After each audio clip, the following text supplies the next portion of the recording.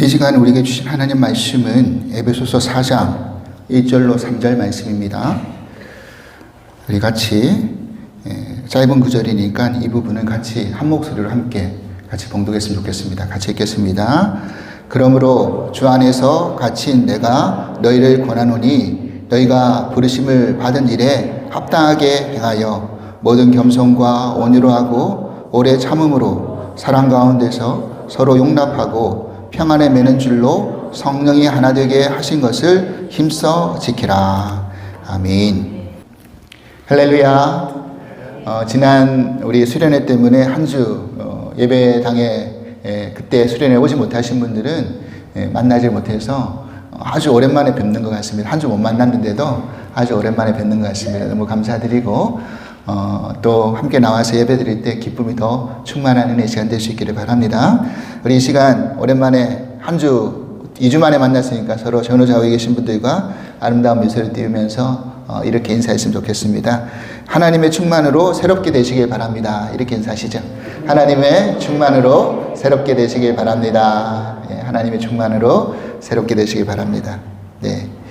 오늘 저는 여러분들과 함께 부르심에 합당한 삶이라는 말씀의 제목으로 우리 에베소서 말씀의 강의 말씀을 계속 이어가도록 하겠습니다. 여러분, 에베소서는 어떤 그 구분을 짓자고 하자면 크게 두 가지의 파트로 나눠집니다.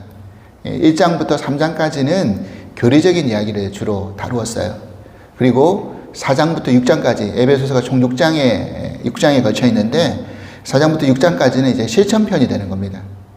그래서 이 교리적인 말씀을 우리가 지금까지 쭉 살펴보았는데 하나님의 뜻이 무엇이고 하나님의 계획이 무엇이고 하나님이 우리를 향한 목적이 무엇이어서 우리를 구원해 내셨는지, 그리고 그 구원을 내시는 그 하나님이 우리를 구원해 내셔서 이끌어 가시고자 하는 그 최종의 목적지가 어딘지, 이런 것에 대해서 우리가 함께 말씀을 나누었습니다. 그리고 이제 그것을 이제 이야기한 다음에 그러면 이제 4장부터 시작해서 이 땅 가운데 우리가 구원을 받았기 때문에 우리는 어떻게 살아가야 되는가를 이제 중점적으로 이제 4장부터 밝혀주고 있는 것이죠. 우리가 지난 그 가정의 달 때 그 어머니 주일이랑 또 그 부부에 대한 어떤 이야기를 할 때 그 실천편에 대한 부분은 조금 2주에 걸쳐서 나눈 적이 있죠. 그 부분은 이제 다음번에 할 때는 스킵을 하겠지만 이제 차근차근 그러면 뭐부터 우리가 실천해 나가야 되는지에 대한 이야기를 우리가 한번 살펴보도록 하겠습니다.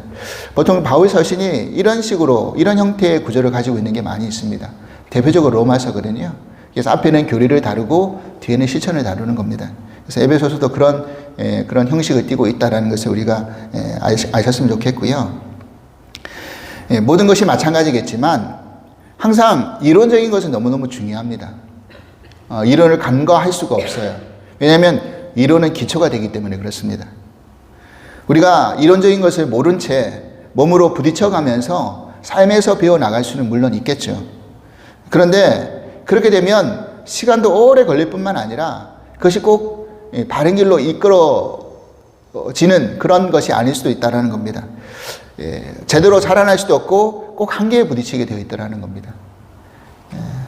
그래서 우리가 가정에서 교육을 받아야 되는 것이고 또 학교에서 교육을 받아야 되는 것이고 또 그 시간들을 지나가야지만이 우리가 졸업하고 사회에 나갔을 때 우리가 실천하는 삶 속에서 배운 것들을 가지고 우리가 써먹을 수가 있는 것이죠. 그래서 우리가 이론적인 것들은 무시해서는 안 된다는 것입니다. 이 과정을 넘어서 물론 살아갈 수는 있지만 그렇게 돼버리면 훨씬 많은 어려움이 생길 수도 있고 또 우리가 외골수로 빠질 수가 있다는 겁니다. 왜냐하면 내가 그렇게 힘들게 어렵게 지나온 길이고 그것을 내가 돌파해 왔기 때문에 내가 걸어온 길만이 정답이다 라고 생각하는 경우들이 많아요. 왜? 내가 몸에 부딪히면서 이룬 길이기 때문에, 넘어온 길이기 때문에, 그래서 이 길만이 정답이다 라고 그렇게 생각할 수가 있다는 겁니다. 그래서 남을 이해하려거나 배려하기보다는 내 주장을 더 적극적으로 관철시키려고 하는 그런 경향, 외골수의 경향이 생길 수 있다는 거죠. 여러분, 그래서 그냥 간단하게 이론적인 것들을 말씀을 드릴 수도 있었겠지만, 제가 거의 지금 올해부터 시작해가지고 한 거의 8개월 동안 1장부터 3장까지 이렇게 세부적으로 쪼개어서 말씀을 나누었잖아요. 혹자는 이 에베소서 3장 말씀을 이렇게 길게 이야기하나, 이렇게 말씀하시는 분도 있으실 수도 있어요. 하지만 이 구체적으로 우리가 자세하게 쪼개어서 이야기하고 또 그렇게 짚어나갈 때 그런 것들이 쌓이고 쌓일 때 우리가 그 다음 실전편에서 그것들이 우리에게 도움이 될 수 있다는 것을 여러분들이 아셨으면 좋겠다라고 생각이 듭니다. 여러분, 지난 8개월 동안 했던 이 1장부터 3장까지의 말씀들이 기억이 나십니까? 잘 기억이 안 나시죠? 지난주 말씀도 잘 기억이 안 나는데 앞에 있던 말씀 어떻게 다 기억을 할 수 있겠습니까? 여러분, 제가 누누이 말씀드리잖아요. 그렇기 때문에 제가 말씀을 전할 수 있는 거라고요. 여러분들이 다 기억하고 계시면 제가 할 말이 없어요. 여러분들이 듣고 또 잊어버리시기 때문에 제가 또 했던 말도 해도 여러분들이 옛날에 어떤 말인가 하면서 또 듣게 되더라는 겁니다. 다 자료에 이제 남겨두었기 때문에 혹시나 여러분 다시 에베소서 말씀을 읽는다든지 어떤 그 교리적인 부분에서 좀 이해가 안 되는 어떤 성경의 구절에 부닥치다 보면 여러분 에베소서 강의의 말씀에 그 말씀 제목들을 쭉 따라가면서 그런 부분에 도움이 될 부분들을 여러분 들으시면서 다시 읽으시면서 그렇게 여러분들의 어떤 그 실천에 나가는 부분에 있어서 도움이 되셨으면 좋겠다라는 생각을 하게 됩니다. 그런데 꼭 한 가지 여러분들이 기억하시고 넘어가야 될 여러 가지 제가 그 이론적인 교리적인 부분에 대한 구원에 대한 부분들은 말씀을 많이 드렸지만 꼭 한 가지 여러분들이 기억하고 꼭 넘어가야 될 부분이 있습니다. 뭐냐면 하나님이 우리를 구원해내실 때 두 가지가 있다 그랬잖아요. 하나는 신분적인 그런 구원이 있고 하나는 수준적인 구원이 있다라고 말씀드렸죠. 그래서 우리가 처음 하나님을 믿게 되면 하나님이 우리를 어떻게 해요? 신분적으로 구원해내신다는 겁니다. 종의 신분에서, 진노의 자녀의 신분에서 하나님의 자녀로, 하나님의 백성으로 그렇게 우리의 신분을 바꿔주신단 말이죠. 그죠? 이게 첫 번째고요. 그 다음에 그런 우리를 어떻게 하신다고 에베소서 2장에 보면 뭐라고 되어 있습니까? 우리를 살리신 다음에 일으키시고 그리고 앉히신다. 어디까지? 하늘 보좌에까지 앉히실 것이다 라고 이렇게 말씀드렸잖아요. 그러니까 하나님 우리를 구원해내신 그 계획의 목적지는 그냥 살리시는 것만이 목적이 아니라 우리를 일으키신 다음에 행하게 하신 다음에 어디까지요? 하나님 보좌의 자리까지 앉히게 하는 그 영광된 자리까지 우리를 만들어 가신다라는 겁니다. 이게 중요한 키포인트예요. 그래서 이걸 신학적으로 이야기할 때 칭의의 과정, 성화의 과정, 영화의 과정이다 이렇게 말씀을 드린 겁니다. 여러분 이거 하나만큼은 꼭 많은 거 다 있지만 기억을 꼭 하시고 넘어가셨으면 좋겠습니다. 그러면 이제 실천편에서 4장부터 6장까지 이제 앞으로 이제 쭉 다룰 건데 여기에서 제일 강조하고 있는 게 있다는 겁니다. 에베소서에서 제일 강조하고 있는 게 있어요. 그 뭐냐면 바로 하나됨입니다. 하나됨. 하나됨을 제일 강조하고 있어요. 지금 에베소 교회의 상황이 그렇다라는 거예요. 이방인들과 유대인들이 함께 모여가지고 구원받은 자녀로서 신앙생활을 해 나가려고 하다 보니까 자기만의 방법과 자기만의 문화와 자기만의 어떤 종교적인 그런 배경이 다 다르잖아요. 그러니까 유대인들 입장에서는 이방인들이 마뜩지 않은 겁니다. 구원은 받았다고 하지만 주 이름으로 구원은 받았지만 그래서 너희들이 우리 가운데 구원받았고 우리 가운데 들어오려고 그러면 할례를 행해야 된다. 할례를 받아야 된다. 이렇게 주장을 하는 그룹들도 많았어요. 그런 것들 때문에라도 여러 가지 서로 뭐가 안 맞았다는 겁니다. 하나가 안 됐던 겁니다. 그래서 실천편에서 강조하고 있는 부분이 바로 하나됨이라는 거예요.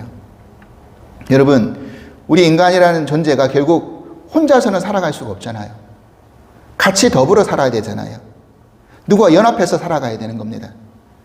근데 그 연합에 있어서 제일 중요한 게 뭔가? 하나됨이라는 거예요. 하나됨. 하나 될 때 우리가 연합할 수 있는 거지, 함께 살아갈 수 있는 거지, 하나 되지 않는데 어떻게 우리가 같이 살아갈 수 있겠습니까? 작게는 가정 안에서 하나 되어야 되는 것이고요. 또 더 나아가서는 교회 안에서, 또 이웃 안에서 우리가 서로 하나 되어서 우리가 연합하면서 살아가야 되는 것입니다. 그러면 이 하나됨의 어떤 실천의 덕목에 대해서 차근차근 우리가 한번 살펴보겠습니다. 우리 1절 말씀 다시 한번 보겠습니다. 같이 한번 읽어보실까요? 1절. 그러므로 주 안에서 갇힌 내가 너희를 권하노니 너희가 부르심을 받은 일에 합당하게 행하여 라고 되어 있습니다. 이제 그러므로라는 것은 이제 그 앞에 나오는 1장부터 3장까지를 다 받는 겁니다. 이론적인 것을 다 설명했잖아요. 그렇기 때문에 그러므로 이제 바울은 옥중에 있기 때문에 주 안에서 갇힌 내가 너에게 이제 권면한다. 이제 어떻게 살아야 될지를 이제 말하겠노라, 권면하겠노라 라고 하면서 제일 먼저 이야기한 게 뭐냐면 너희가 부르심을 받은 일에 합당하게 행해야 된다. 살아야 된다. 라고 이야기를 하고 있는 겁니다. 여러분, 여기서 중요한 건 뭐냐면 이 부르심을 말했던, 불러주신 그 주체가 누구냐예요. 사람이 우리를 부르셨습니까? 사람이 우리를 불렀냐고요? 아니죠. 누가 우리를 부르셨습니까?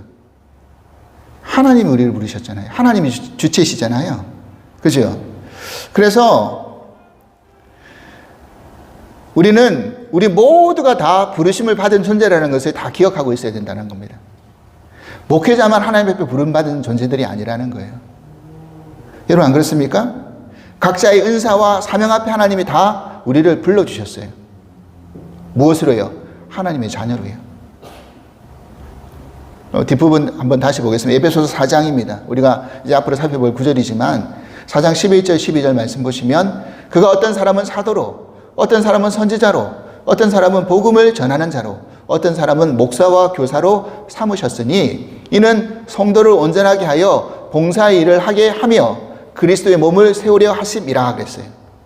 이런 각자의 어떤 사명자로서 우리를 불러주신 겁니다. 네, 여러분 이 구절이 이렇게 이야기를 또 말씀을 드리다 보면 나는 저런 사명은 나에게는 해당되지 않으니까 나는 또 다른 그런 부르심의 어떤 그런 것이 없나? 이렇게 생각하실 수도 있어요. 여러분, 이건 하나의 예시일 뿐이지 이것만 우리에게 부르셨다라는 게 아닙니다. 이런 파트만 부르신 게 아니라는 거예요. 우리 모두를 그 다음 12절이 중요하잖아요. 그리스도의 몸을 세우기 위해서 성도를 온전하게 하는 봉사의 일을 하기 위해서 우리를 각자에게 합당한 그런 크거나 작거나의 사명을 맡겨서 우리를 불러주셨다라는 사실입니다. 여러분 이걸 기억하셔야 되는 것입니다. 그러면 이 부르심 받은 일을 다른 말로 우리가 바꿔서 이야기하면 뭐가 되는 걸까요? 하나님 우리를 부르셨다. 하나님 우리를 선택하셨다라는 거잖아요. 무엇을 위해서 부르시고 무엇을 위해서 선택하셨습니까? 무엇 때문에 선택하시고 무엇 때문에 부르신 거죠? 우리를 구원해 내시려고. 우리를 구원해 내시려고 우리를 부르신 겁니다. 우리를 선택하신 겁니다. 그러니까 이 말을 다시 쉽게 우리가 설명드리면 어떤 이야기가 되는 겁니까? 부르심에 합당한 삶이라는 것은 구원받은 자로서의 합당한 삶이 무엇인가에 대한 이야기라는 겁니다. 합당하다라는 이야기가 바로 조화롭다라는 이야기거든요. 그럼 나는 하나님 앞에 부름받았고 하나님 앞에 선택받았고 하나님 앞에 구원받았는데 그러면 내가 구원받은 자로서 어떻게 살아야 되지? 이게 성화의 파트라는 겁니다. 이 부분은 우리가 이제 기억하고 나가야 되는 거죠. 여러분, 우리는 단순히 나 구원받았으니까 나 부름받았으니까 그냥 나 혼자 잘 믿고 천국 가면 되지 이 정도 수준으로 하나님 우리에게 요구하는 게 아니라는 겁니다. 하나님 우리를 결국 영화의 자리까지 그 하나님 보좌의 영광의 자리까지 우리를 이끌어 가시는데 그 과정 속에서 이 땅 안에서 우리를 어떻게 다듬으시고 만들어 가시고 그 자리에 합당한 수준까지 이르게끔 수준을 변화시킬 것인지를 우리는 잘 알고 있어야 된다는 겁니다. 그 목표를 잘 알고 있어야 된다는 것이죠. 그래서 오늘 그 목표를 위한 첫 번째 단계로 그 실천의 단계로 이 이야기를 하고 있는 거예요. 2절 3절 말씀 보십시오. 같이 한번 읽어보겠습니다. 시작. 에베소서 2절 3절 말씀 같이 읽겠습니다. 모든 겸손과 온유로 하고 오래 참음으로 사랑 가운데서 서로 용납하고 평안에 매는 줄로 성령이 하나 되게 하신 것을 힘써 지키라 그랬어요. 아멘. 그죠? 그러면 여기서 제일 중요한 결론이 뭐죠? 뭐가 결론입니까? 성령이 하나 되게 하신 것을 힘써 지켜라. 이게 결론인 거예요. 그러니까 실천에서 제일 처음 우리에게 권면하고 있는 이야기가 바로 이겁니다. 그런데 여기서 우리가 주목해야 될 내용이 있습니다. 3절에 성령이 하나 되게 하신 것, 하나 되게 하신 것이에요. 그러니까 우리 보고 너희가 서로 힘써 하나 되어라고 이야기하는 게 아니라 뭐라고 이야기하고 있느냐면 하나 되게 하신 것을 지켜라고 이야기하고 있습니다. 하나 되게 하신 것. 그럼 우리가 뭐로 하나 되게 되었습니까? 어떤 것으로 우리가 하나 되었죠? 우리는요, 따져보면 다 달라요. 안 그렇습니까? 성격도 다르고, 출신 성분도 다르고, 학력도 다르고, 경험도 다르고, 자라는 환경도 달라요. 여러분, 미국에 들어왔을 때 그런 그 배경도 다 다르잖아요, 여러분. 다 달라요. 그런데 우리가 지금 이 교회 안에서 같이 모여져 있습니다. 그래서 하나 되게 만드셨어요. 그럼 어떻게 우리가 하나 된 겁니까? 뭐로 하나 된 겁니까? 다른 게 아니라 우리는요, 같은 신앙 고백을 하고 있는 겁니다. 그죠? 하나님을 우리는 다 같이 아버지라고 부르고 있습니다. 예수님을 다 그리스도요, 주님이라고 우리는 부르고 있습니다. 우리는 한 권속으로, 한 형제로, 한 자녀로, 한 지체로 그렇게 하나 되게 하신 겁니다. 여러분 믿으십니까? 그렇게 우리 하나 되었어요.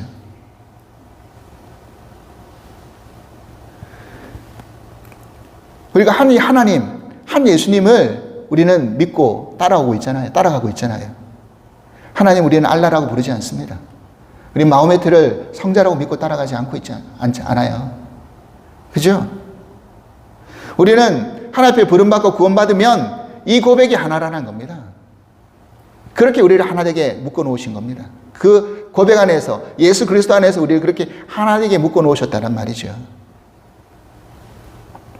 그런데 이걸 지켜나가야 되는데 이게 잘 지켜지지 않는다는 거예요. 이 하나됨이 자꾸 깨어진다는 거예요. 교회 안에서, 가정 안에서. 그런데 왜 깨어지는가를 우리가 보면 뭐로 깨어지는가? 본질적인 것 때문에 깨어지는 게 아니에요. 다 사소한 것 때문에 깨어지더라는 겁니다.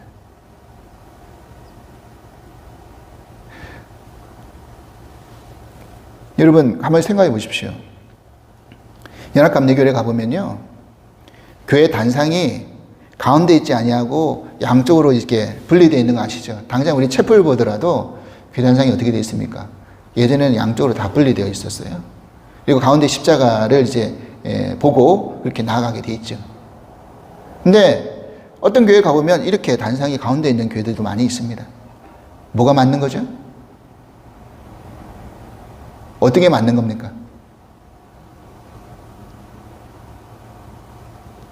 여러분, 어떤 교회 가면요, 피아노 위치를 놓고 이야기하시는 분들이 계세요.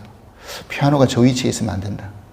그래서 조금 더 앞으로, 조금 더 뒤로, 조금 더 옆으로, 뭐 이런 거 가지고 사소하게 다투는 그런 그룹들도 있답니다. 여러분, 교회 안에 국기가 있어야 됩니까? 말아야 됩니까? 그게 중요한 문제인가요?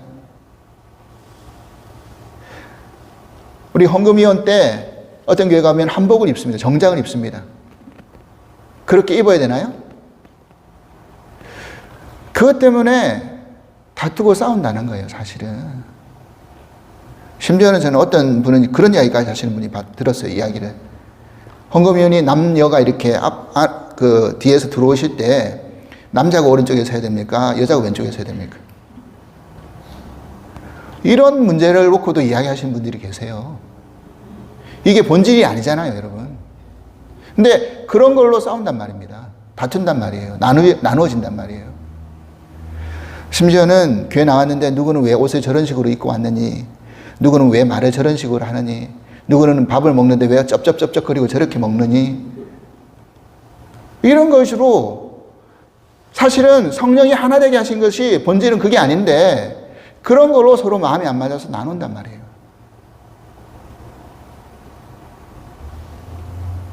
누구는 너무 잘나서 보기 싫고, 누구는 만만해서 보기 싫고, 누구는 너무 말을 많이 해서 보기 싫고, 누구는 너무 실수를 많이 해서 보기 싫고. 그런다는 거죠. 그게 잘난 사람은 자기밖에 없는 거예요. 내 말은 꼭 그렇게 하죠. 나는 부족하지만, 하지만 저는 이렇게 이야기하고 싶습니다.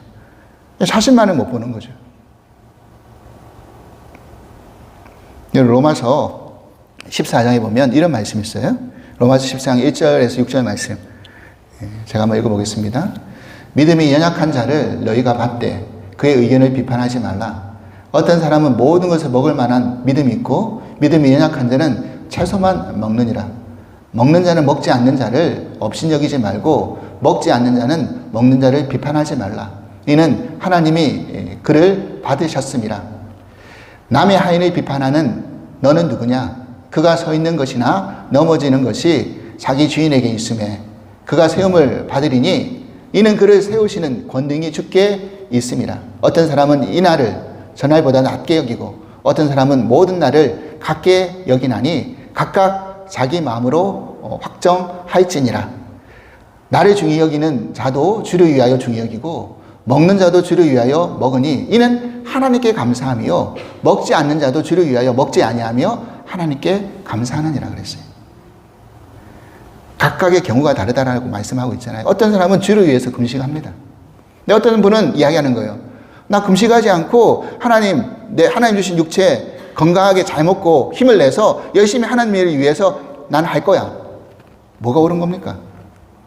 어떤 분은 철야 기도하십니다. 어떤 분은 철야 기도가 뭐가 필요했어. 그냥 열심히 잠 잘 자서 숙면해서 그 다음날 내가 열심히 일하는 게 더 중요하지. 근데 뭐로 이야기하느냐면요. 다 믿음 없는 걸로 이야기해요. 철야 기도하시는 분은 믿음이 없으니까 기도도 안 하고 철야 기도도 안 하고 잠이나 자지. 잠자는 사람은 믿음 없으니까 하나님한테 맡기지도 않고 깨어서 그렇게 기도만 하지.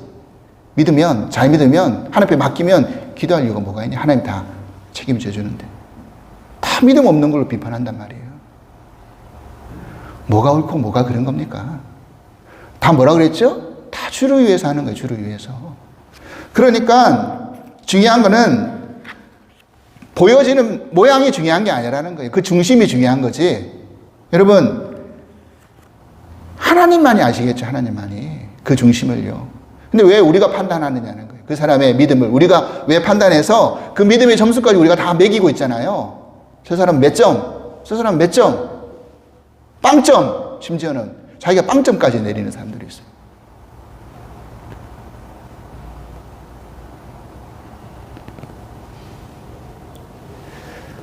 여러분 성화에 있어서 실천에 있어서 제일 걸림돌은 뭐냐면 실상은 가만히 따져보면요. 우리가 하나님 잘 안 믿는 거예요. 어떤 목사님과 평신도가 골프를 치러 나가셨답니다. 그래서 골프를 치는데 목사님이 공이 안 맞는 거예요, 자꾸. 저는 사실 골프는 못 치는데 골프를 한 번도 쳐본 적이 없는데요. 그래서 골프를 이제 공이 안 맞으니까 목사님이 막 화를 내시는 거죠. 근데 화를 내시는데 막 담을 수 없는 말까지 막 쏟아 놓더라는 겁니다. 평신도 막 시험이 된 거예요. 근데 옆에서 지켜보던 캐디가 저러면 큰일 나는데 잘못되는데 막 그러더라는 거예요. 아니나 다를까 갑자기 날씨가 막 흐려져가지고 번개가 막 치더라는 거예요. 캐디가 속으로 생각해 큰일 났다. 저 번개 목사님 저런 식으로 자꾸 험담하고 함부로 이야기하면 번개가 치실 건데 막 이런 생각이 들더라는 겁니다. 아니나 다를까 번개가 번쩍하고 쳤는데 목사님을 친 게 아니라 평신도를 친 거예요. 깜짝 놀랐죠. 하나님 어떻게 된 겁니까? 이게 분명히 볼 때는 목사님이 더 잘못했는데 목사님을 쳐야 되는데 왜 평신도를 치죠?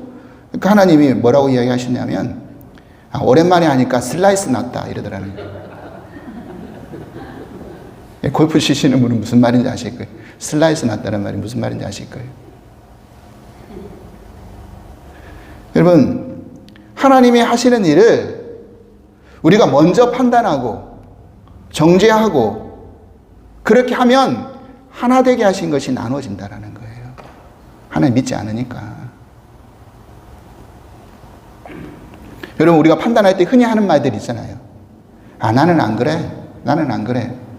여러분, 근데 나는 안 그래라고 했던 성경의 대표적인 주자가 있잖아요. 대표적인 그 말을 했던 사람이 있잖아요. 누가 그런 말을 했습니까? 바리새인이 그랬죠. 바리새인이.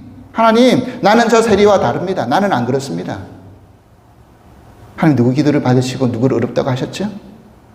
바리새인이 아니라 세리였어요.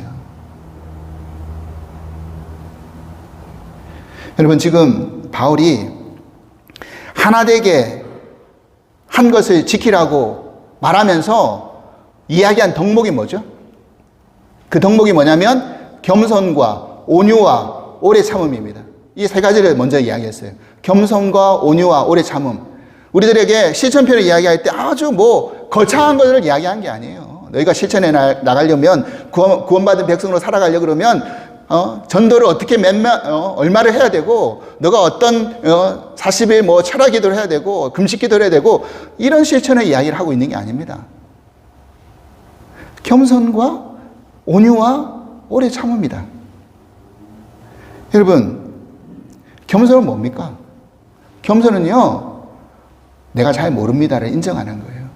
내가 잘나지 않았습니다를 인정하는 거죠. 내 실력으로 판단할 일이 아닙니다 라고 내가 하나님 앞에 맡기는 게 겸손이잖아요. 근데 우리는 내가 다 판단하잖아요. 빌립보서 2장 1절에 4절 말씀 보십시오. 너무나 잘 아는 말씀이죠. 우리 계속 보여주십시오. 같이 한번 읽어보겠습니다. 1절부터 4절 말씀을 시작. 그러므로 그리스도 안에 무슨 권면이나 사랑의 무슨 위로나 성령의 무슨 교제나 긍휼이나 자비가 있거든 마음을 같이 하여 같은 사랑을 가지고 뜻을 합하여 한 마음을 품어 아무 일이든지 다툼이나 허용으로 하지 말고 오직 겸손한 마음으로 각각 자기보다 남을 낮게 여기고 각각 자기 일을 돌볼 뿐더러 또한 각각 다른 사람들의 일을 돌보아 나의 기쁨을 충만하게 하라 라고 되어 있어요. 3절 말씀 다시 한번 보십시오. 3절 보시면 뭐라 되어 있습니까? 오직 겸손한 마음으로 각각 자기보다 누구를요? 남을 낮게 여기라 그랬잖아요. 여기서 여러분 받침 잘 보셔야 돼요. 낮게 여기라는 그 받침이 뭡니까? 시옷이잖아요. 어떤 분은 지옷으로 보시는 분이 계세요. 남을 낮게, 자기보다 낮게 여기는. 지옷이 아니라 어떤 분 성경에 왜 시옷이지 하면서 막 지워가지고 지옷을 세우시면 안 되는 거예요. 자기보다 남을 낮게 여기면 안 되잖아요. 낮게 여기라는 건 남을 높이 여기라는 거예요. 높이.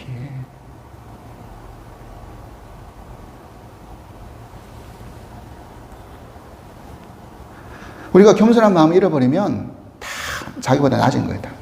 다 자기 발 아래, 자기 눈 아래 있는 거죠. 그래서 하나됨이 깨어지는 겁니다, 사실은. 두 번째 뭐라고 했어요? 온유라고 했잖아요. 온유. 온유는요, 여러 가지로 설명드릴 수 있겠지만 제 여러 가지 설명 가운데 한 가지로 말씀드리자면 기다릴 수 있는 여유입니다. 온유는요. 온유함은 기다릴 수 있는 여유예요. 즉, 뭘 기다리냐면 나의 지금의 상황을, 나를, 내 아내를, 내 남편을, 내 교인을, 내 교우를, 저 사람을 하나님이 바꿔주실 수 있을 것이다 라는 그 믿음 안에서 우리가 여유를 가지고 기다리는 겁니다. 오늘 목사님 말씀을 들으니까 이 온유에 대해서 이런 정의를 내려주시더라고요. 그럼 그 말씀 들으면서 참 맞는 말이다라고 제가 공감이 됐어요. 그래서 제가 그 정의를 여러분들에게 설명을 드릴게요. 뭐라고 되어 있느냐면, 이렇게 이야기했습니다. 온유는 최종 결제자의 능력과 실력을 인정하고 그것에 기초하여 그분에 대한 깊은 신뢰를 갖는 여유이다. 최종 결제자, 하나님이시잖아요. 하나님의 능력과 실력을 인정하고 그것에 기초해서 그분에 대한 깊은 신뢰를 갖는 여유다. 하나님 그렇게 하실 거다 라고 내가 하나님 믿으면 내가 기다릴 수 있는 여유가 되는 거죠. 하나님 우리를 바꿔 나가실 거라는 겁니다. 어떤 마음씨 좋은 할아버지하고 못된 할아버지가 바둑을 두고 있었답니다. 근데 못된 할아버지는 바둑을 두면서 자기가 질 때마다 술을 자꾸 물리는 거예요. 자꾸 물려라 그러는데 마음씨 좋은 할아버지는 허허 그러면서 알았어 물려줄게 하면서 또 물려주고 이러더라는 겁니다.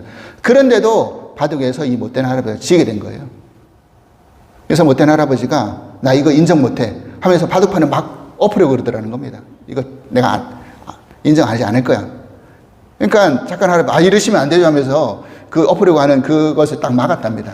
그러니까 이거 안 치워? 이러면서 못된 할아버지가 팔을 탁 꺾더라는 거예요. 그러니까 착한 할아버지가 그러면 아프잖아요. 팔 꺾으면 아프잖아요. 그러더라는 거예요.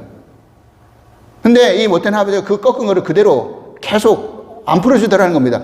그렇게 자꾸 꺾으면 팔 부러져요. 이러더라는 거예요. 근데 진짜 그 못된 할아버지가 끝까지 힘을 줘서 팔이 부러진 겁니다. 그러니까 착한 할아버지가 뭐라고 이야기했겠습니까? 거봐요, 팔 부러진다고 하지 않았어요? 이러더라는 거예요.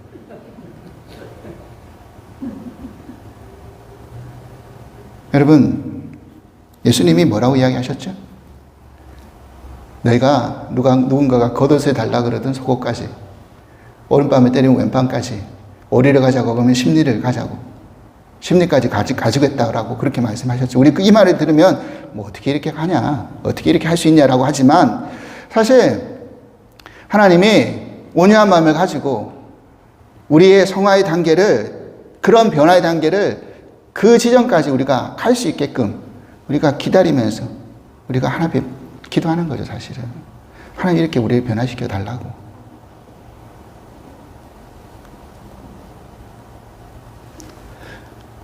그렇기 때문에 마지막 단계로 뭐가 필요한 겁니까? 오래 참음이 필요하다는 거예요. 오래 참음. 오래 참음. 근데 가만히 생각해 보면 누가 제일 오래 참고 계시는 겁니까? 하나님이 제일 오래 참고 계시잖아요. 우리를 바라보면서. 안 그렇습니까? 어느 누구보다 제일 오래 참고 계시는 분은 하나님이세요. 하나님이 우리와 하나 되게 한 사람을 하나님이 지금 참고 계시는데 우리가 하나님보다 앞서서 도끼 들고 평안의 맨줄을 끊어버리면 되겠습니까? 우리가 먼저 공격해가지고 그 줄을 끊어가지고 하나 된 것이 나눠지면 되겠냐는 거예요. 하나님도 참고 계시는데 내가 뭐라고? 여러분 그렇지 않습니까? 근데 참 이게 안 되는 우리가 오래 참으면 안 되는 거예요. 그렇잖아요. 잘 참다가도 누가 감정 건드리면 욱하잖아요. 그래가지고 큰 싸움이 일어나고 폭발하고. 그 분들은 가만히 보면요. 3탄 다음에 것들이 들어가서 그렇다라는 거예요.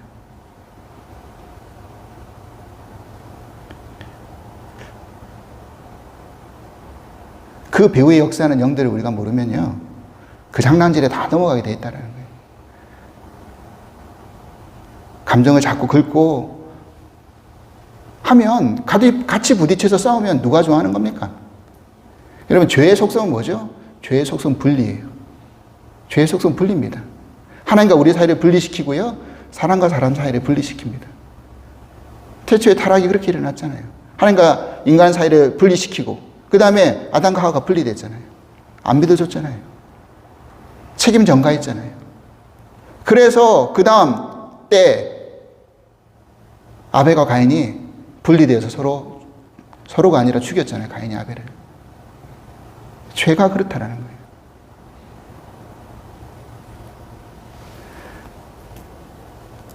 결국 겸손과 온유와 오래 참음으로 뭐라고 했죠? 사랑 가운데 용납하라 라고 되어 있습니다. 사랑 가운데 용납하라. 이게 어렵다는 이게 잘 안 되잖아요. 고린도전서 13장 사랑장에 사랑의 속성에 대한 이야기를 할 때 뭐라고 이야기했습니까? 사랑은 오래 참고 사랑은 온유하며 사랑은 교만하지 않으며 다 이게 연결되어 있다는 거예요. 그러니까 지금 바울이 그 에베소서 3장 말미에 에베소 교회 교인들을 향해서 중보 기도할 때 뭐라고 기도한 겁니까? 우리가 결국 하나님의 그리스도의 사랑을 알아서 그 사랑 가운데 뿌리가 박히고 터가 굳어져 가지고 그렇게 우리가 하나님의 사랑으로 충만해질 때 그 사랑의 힘으로 우리가 어떻게 한다고요? 겸손하고 온유하고 오래 참음으로 서로 그 사랑의 힘을 가지고 용납하는 겁니다. 우리 힘으로는 안 되죠. 우리 사랑으로는 안 되죠. 여러분, 그 사랑이 우리 가운데 머물 수 있게 해달라고 우리가 그 기도하는 걸 쉬지 말아야 된다는 겁니다. 아멘. 다르잖아요. 우리 다 달라요. 근데 다른 것을 자꾸 틀렸다고 하지 마시고요. 내 말만 맞고 너는 틀렸다라고 하면 우리는 용납이 안 되는 거죠.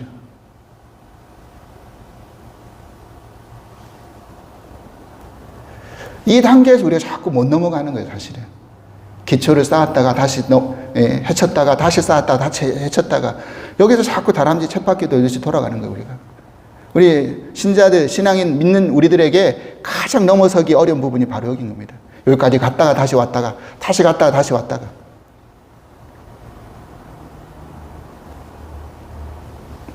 사랑하는 여러분, 하나님 우리를 선택해서 부르셨습니다. 구원해내셨습니다. 근데 우리가 잘나서 똑똑해서 흠이 없어서 하나님 앞에 합당하게 살았기 때문에 우리를 구원해내셨습니까? 그거 다 아니에요. 서로를 봐더라도 아닙니다. 다 죄 많은 우리들, 본질상 진노의 자녀인 우리를 하나님 그냥 은혜로 우리를 구원해내셨습니다. 선택하셨습니다. 그러면 나도 마찬가지지만 옆에 있는 사람도 다 마찬가지입니다. 그래서 뭐가 싫어서 못 보겠다, 안 보겠다, 대화하지 않겠다, 교회 안 나오겠다, 저 사람 때문에 교회 안 나오겠다. 하나님이 그 사람도 하나님이 구원해내셨는데요. 그래서 하나 되게 만들어주셨는데요.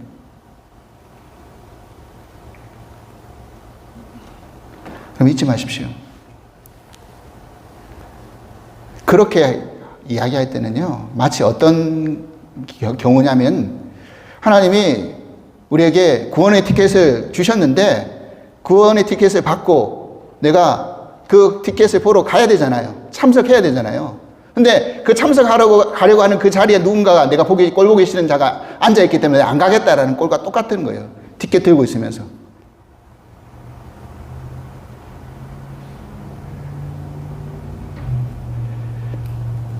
잊지 마십시오.